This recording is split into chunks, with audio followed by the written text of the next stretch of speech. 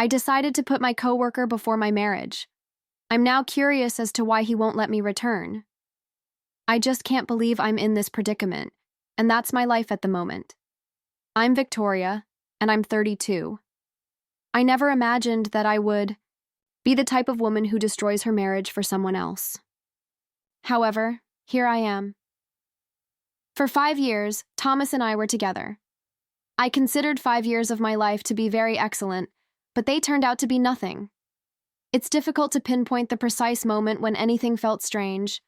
Perhaps it was when he unexpectedly started working late 3 evenings a week after receiving his promotion last year.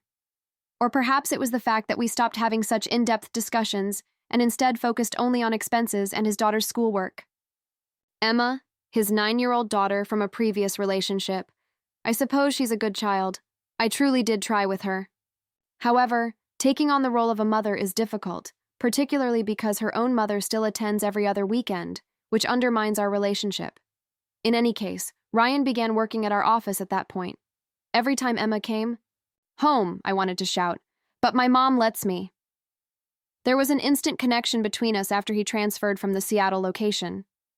It had been years since Thomas had given me the kind of look Ryan had, rather than just nodding as he browsed.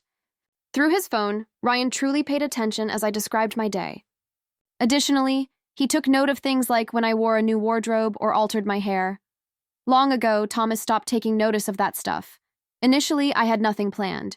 We were just pals who texted about work-related topics and got coffee together during breaks.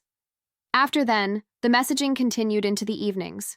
In private, I would be grinning at something amusing. Ryan texted as Thomas and I sat on the couch watching whatever dull documentary he chose. My phone's screen being hidden should have been my first clue, but I convinced myself it wasn't. Everything changed at the office holiday party. Emma had a school performance that evening, so Thomas was unable to attend. After hours of conversing in the corner, Ryan gave me a kiss in the parking lot after everyone else had gone. That's where I ought to have stopped. Instead, I gave him a forceful kiss in return. I kept thinking about Ryan after that night, continually contrasting him with Thomas. Thomas's dad jokes, his regular routines, and the way he would nod off on the couch by 9:30. I felt like the most interesting woman in the world because of Ryan's excitement and spontaneity. When Ryan and I went to lunch, the other women at work would constantly give me these envious glances. That a man like Ryan would pick me over them was too much for them to bear. I began fabricating girls' nights and coming up with excuses to work late. The ease with which the lies were told should have been another red flag. However, I was high on the sensation of being alive and wanted it once more. Thomas hardly asked about my unexpectedly hectic schedule. He was preoccupied with Emma and the work to see what was going on directly in front of him. When Ryan voiced the question that made all the difference, it seemed so straightforward. Why are we sneaking around? You're not happy with him. Just leave. Why was I continuing to be in a marriage that had become dull? I was worthy of happiness. I was worthy of passion. So, I decided. I waited until Emma spent the weekend at her mother's house. Telling Thomas that I wanted to leave, I sat him down. I'm not entirely callous. I didn't bring up Ryan. I just stated that I needed time to sort myself out and that I was no longer happy. Thomas appeared to have been hit by me. He kept asking himself what went wrong and what he might do better. In actuality, though, I had already left. I couldn't stop thinking about my future with Ryan. Thomas's voice broke as he finally said, "Is there someone else?" I lied and met his eyes directly. "No," I said. "This is about me, not you." I went to Ryan's flat that evening after packing a suitcase. He appeared shocked to see me carrying bags, as if he hadn't truly anticipated that I would do so. However, he bounced back fast, assisted me in moving my belongings inside, and we celebrated my independence with wine and the type of care that Thomas hadn't shown me in months. It was just what I needed during the first few weeks with Ryan. No more organizing meals around Emma's dietary restrictions, no more staying up late to wait for Thomas to complete business calls, no more feigning interest in the dull tales his pals tell at neighborhood barbecues. Ryan and I were alone and could do anything we wanted, anytime we wanted. One Friday morning, as we were getting ready for work, Ryan proposed that we go on a weekend getaway. Thomas would never say, Let's just drive up the coast, find a cute hotel, and drink too much wine. With a 9-year-old and his responsible dad's routine, spontaneous vacations were out of the question. We hastily packed, called in sick to work, and reserved a room for that evening. It felt like a scenario from the kind of life I was always supposed to have, the drive up the coast with the windows down and the music blaring. The hotel was a quaint, small building with a view of the ocean. That weekend, we hardly left the room other than to get some food and wine. Being with someone who genuinely wanted me was amazing. I had been so accustomed to Thomas and our routine that I had forgotten what it was like to be wanted in this way. Ryan whispered to me that night, "This is what you've been missing," and I believed him. At work, concealing our relationship turned into an exciting game. Sneaking into the supply closet for a quick kiss while no one was looking, inadvertently bumping into each other in the break room, or secretly glancing across meetings. It was clear to those other women in the office that something was wrong. One morning as Ryan brought me coffee, I saw Melissa giving me the side eye. Prior to my arrival, she had been flirting with him. Unfortunately for her, he was now mine. Thomas continued to text, but the content had altered. Rather than pleading with me to return, he was asking me practical questions about bills, what to tell Emma, and when I would pick up the remainder of my belongings. I was slow to answer. There was a part of me that delighted in keeping him waiting, giving him a taste of the doubt I had experienced during our marriage. One evening, Ryan noticed me looking at a text from Thomas regarding Emma's school play and asked, "Do you miss her?" The truth was that I did miss Emma, her wild bedtime stories and the way she would wrap up next to me on movie nights. "The kid? I mean, sometimes," I said, "but it's not like she's really my daughter." However, acknowledging it was akin to acknowledging my own error, so I suppressed those emotions as well. After a month of living with Ryan, the first crack appeared. Little things at the beginning. Thomas was neater than he was. He would leave clothing on the bathroom floor and dishes in the sink for days. He didn't text me to let me know that he had gone out late twice with the boys. He would look at me with this unreadable expression when I brought up these topics. He once made the remark, "I didn't realize I was signing up for another wife," but it had a hint of irony. In contrast to what I thought Thomas had told his friends about me as a wife, I made an effort to be the cool girlfriend. It bothered me, but I laughed it off. I began tidying up after Ryan, arranging my schedule to accommodate his, and making sure his favorite snacks were available. I convinced myself that this was different because Ryan was different, even if it wasn't all that different from what I'd done with Thomas. Thomas, meanwhile, had completely ceased contacting people. Startled by the quiet, I noticed that I was checking my phone more frequently. I was relieved, I told myself. A fresh start was what I desired. But in calm times, I was bothered by something about his absence. "Do you ever think about him?" Ryan questioned one evening when he saw me looking through old pictures. I lied and swiftly closed the app. "No," I said. Ryan smiled and drew me in, but there was a piercing quality to it. "I'm exactly where I want to be." He seemed to be losing the tremendous focus he had on me throughout those initial weeks. He worked later and spent more time on his phone. Ironically, Thomas exhibited the exact traits that had disturbed me. One evening when Ryan was out with friends, I looked at Thomas's social media accounts. I had missed it since it would have been very difficult to see Thomas, but he shared a photo of himself with Emma at her school play. Both of them were grinning, and I felt queasy about witnessing their happiness without me. I reminded myself, "This was your choice," as I poured another glass of wine. "You're happier now." The anniversary of Ryan and my first transgression was approaching, as was the corporate holiday party. I concluded that we had to recreate that magic. Before the function, I arranged for us to have a classy supper and purchased a new dress. I was going to remind myself why I had put myself at risk, and remind him why he had wanted me in the first place. "I think maybe we should arrive separately." Ryan mentioned the party 3 days prior. "Why?" I questioned, feeling a strong emotion. "At work, I see individuals are conversing." He gave a shrug. "If HR believes we're together, they may intervene. It may become complicated." For the first time, neither of us had admitted that our actions, my leaving my spouse, having an affair, and living together, might have repercussions outside of our personal lives.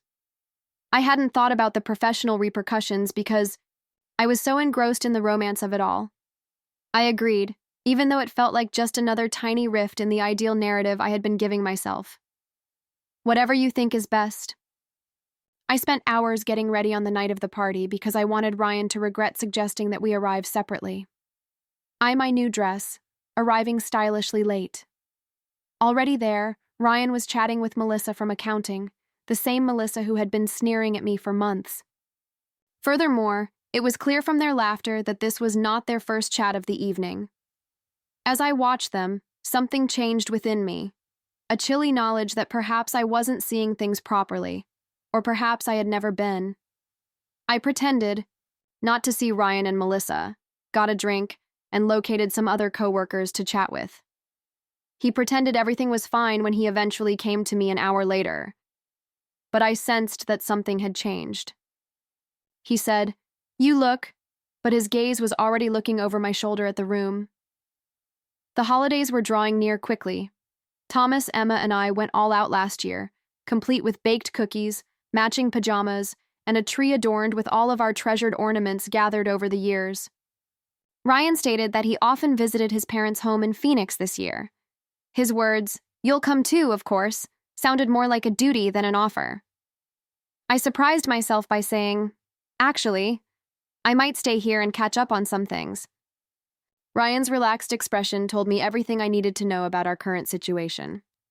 I was driving past my old house, which was both Thomas's and my residence, as Christmas approached. Like we always did, the lights were up outside. I could see the tree through the front window. I questioned whether Emma had hung the ornaments we had created together the previous year. I questioned whether Thomas had actually kept them. I was by myself in Ryan's apartment on Christmas Eve. That morning, he had departed for Phoenix with the intention of calling. He didn't. I tried not to cry while watching corny holiday films and ordering Chinese food. None of was meant to proceed this way. It was worse on Christmas Day. I saw everyone's flawless family photos as I browsed social media. Then I noticed that Thomas had uploaded a photo of him and Emma grinning in front of their tree. I started crying, not because he appeared unhappy without me, but because he didn't. When he wrote, "Smaller family this year, but just as much love. Merry Christmas to all." They were moving on and doing okay, while I sat by myself with a naked boyfriend in an apartment that didn't feel like mine. I had persuaded myself that this was what I desired. I did something I had been wanting to do for weeks that night after drinking too much wine and feeling sorry for myself. The lie was easy to pull off when I wrote to Thomas, "I've been thinking about you, both of you. I miss you. Can we talk when I get back from visiting family?" I couldn't acknowledge that I spent Christmas alone. I waited for those typing dots for an hour as I looked at my phone. They never showed up. 2 days after Christmas, Ryan came back. He pretended that our relationship was regular while bringing me a generic souvenir magnet.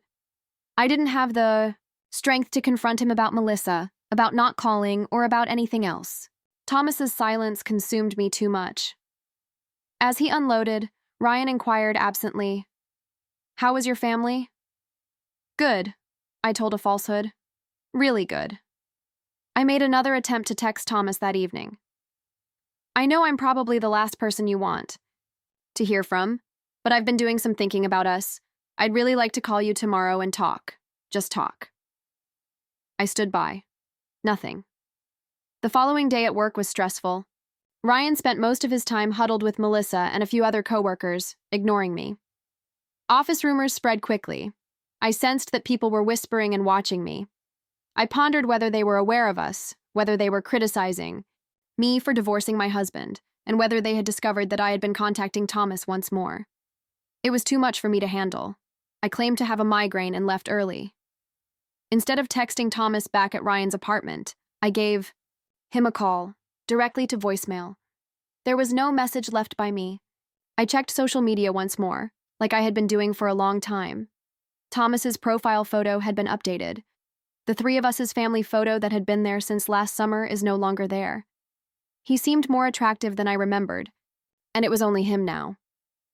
In an attempt to learn more about his life, I browsed through his most recent posts. That's when I noticed it. On the one platform where I had blocked him initially, he had unblocked me. Was that deliberate? Did he also check on me? I unblocked him everywhere else, my heart pounding. Then, with the digital boundaries gone, I waited in the hopes that he would get in touch. He didn't. In a desperate attempt, I sent a third text. Thomas, please. I just want to apologize for how everything happened. You deserve that much at least. Can we please talk? It had been hours. Nothing. Without having to provide an apology, Ryan returned home late that evening. I acted like I was sleeping. I didn't want him to see that I had been in tears, that he wasn't the reason I was crying. The full impact of what I had done reached me as I lay there in the dark, listening to Ryan move around the flat. I had left behind a decent man who loved me, a child in need of my care, and a life that had been based on something genuine despite its everyday moments. For what purpose? For someone who grew tired of me as fast as he'd fallen in love. For a dream that had vanished the instant it came to pass. Ryan left before I did the following morning. I awoke. He had an early meeting, according to a note on the counter. He would be sitting in the break room with Melissa, laughing over coffee. Just like he used to do with me, I knew without checking. I couldn't handle them, so I called in sick to work, unable to confront anyone. I wandered around the apartment, which still didn't seem like home, in a haze all day. At that point, I became aware of little adjustments. Drawers were half empty, and some of Ryan's belongings were missing. He was backing away, getting ready to leave, or perhaps getting ready to leave. I decided right then and there, looking at the proof, that this relationship was already finished. I was actually going to meet Thomas. No more calls he could put on voicemail, no more texts he could ignore. To determine if there was anything left to save, I had to force him to listen by looking him in the eyes.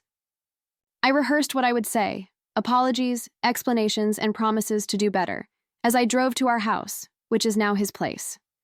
I gathered my courage and parked across the street. I noticed her at that point. Out the front door came a woman I didn't recognize. Emma was on Thomas's shoulders as he followed. Everyone was giggling. It was the happiest Emma I had seen in a long time. Before they all got into his car and left, Thomas bent over and gave the woman a kiss. As I watched them vanish down the street, I sat still. Once more, the family photo was complete. I was no longer in it, though. I had been replaced by someone else, someone who seemed to have a way of making them both grin that I had never had. I felt like I had been physically struck by the truth of what I had done and what I had lost. My texts weren't being ignored by Thomas because he was upset. He had moved on and was ignoring them, as I was no longer important. In a haze, I drove back to Ryan's flat. He was sitting there on the couch looking serious when I went in. His words, "We need to talk." The irony almost made me laugh. Here I was, heartbroken over definitively losing my husband, about to be dumped by the man I'd left him for. He said, "Melissa and I first." "Save it," I said, cutting down. Ryan was decent enough to seem embarrassed and said, "I already know." "At least I never meant for any of this to happen," he replied. One more irony. I had intended to speak precisely those words to Thomas. Ryan went on, "I think it's best if you find somewhere else to stay." My voice was surprisingly firm as I added, "I can give you a couple of weeks, but I'll be gone tomorrow." I looked through previous pictures of my life with Thomas and Emma, including birthday celebrations, trips, and everyday days that I had taken for granted, as Ryan slept on the couch and I lay awake in his bed for the final time that night. I had thrown everything away for a 3-month-long fantasy. Ryan was at work the following day, so I grabbed my things and headed out. A ceremonial farewell was too much for me. He prepared a well-rehearsed speech about how these things happen and how no one wanted to injure anyone, but he couldn't stand to listen to it. After settling into a budget hotel, I attempted to ascertain what would happen next. Had no boyfriend, no house, and no husband. I would also have to locate a new job soon. Seeing Ryan and Melissa's relationship thrive while mine had fallen apart made it impossible for me to continue working with them. I made a final check of Thomas's social media accounts out of desperation. He shared a brand new image of himself, Emma, and the unidentified woman at a winter carnival. It took me a moment to comprehend the caption, which read, "New year, new beginnings, new family member coming this summer. Couldn't be happier." She was expecting a child. Thomas was expecting a second kid, a kid who ought to have been mine. If I hadn't been so blind and self-centered, it could have been mine. After throwing my phone across the hotel room, I finally broke down in tears, huge, gasping screams that seemed to be torn from my very being. I wept for the person I had become, the future I had thrown away, and the family I had lost. Above all, I sobbed because I was confident that there was no turning back. Thomas had tossed away the key, locked the door, and closed it. All of the positive things in my life had been destroyed in a matter of months. I had opted for passion over collaboration, excitement over security, and fiction over reality. I had nothing now. Just a lonely hotel room and the crushing weight of my own. Awful decisions. No emotion, no pleasure, no imagination. Not losing Thomas or even witnessing him go on with someone else was the worst part.